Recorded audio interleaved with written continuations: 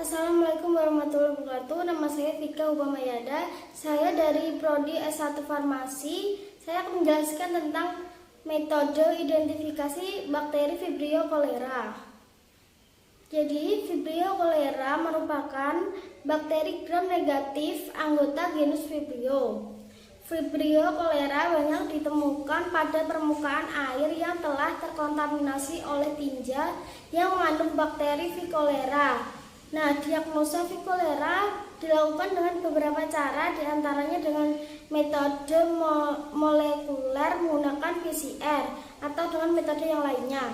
Sampel yang digunakan berasal dari sampel cair dan hasil kultur bakteri deteksi bakteri V. cholera.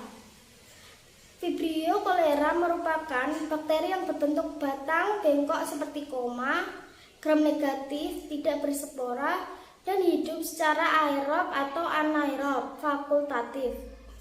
Bergerak melalui flagel yang monotorik, tidak membentuk spora, dan pada biakan tua dapat menjadi berbentuk batang lurus. Nah, saya menjelaskan tentang metode untuk mendeteksi bakteri patogen Vibrio cholera baik menggunakan metode PCR. Nah, polymerase chain reaction atau PCR merupakan suatu metode yang digunakan untuk amplifikasi urutan basa DNA tertentu atau selektif.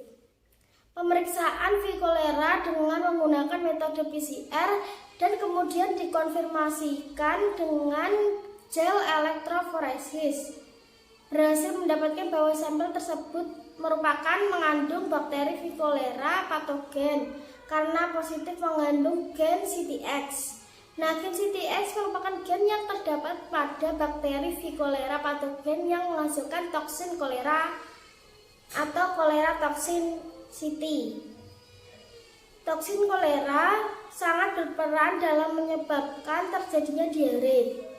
Gen CTX ini hanya dimiliki oleh V. cholera atau Vibrio cholera patogen, sehingga untuk mengidentifikasi bakteri ini hanya dapat dilakukan dengan melihat gen spesifik yang dimiliki.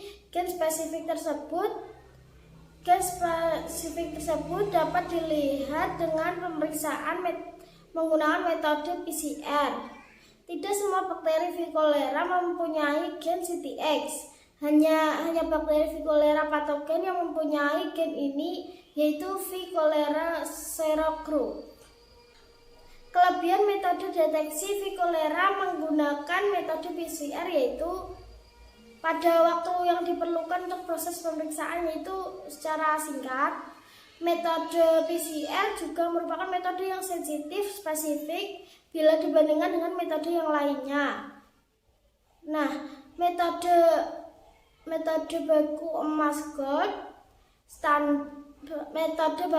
gold standar pada identifikasi bakteri dengan deteksi metode PCR. Sampel yang diperiksa atau identifikasi bakteri penyebab infeksi dapat diketahui hasilnya dalam waktu 1 hari. Tentunya hal ini sangat berbeda dengan metode pemeriksaan secara konvensional atau secara metode yang lainnya.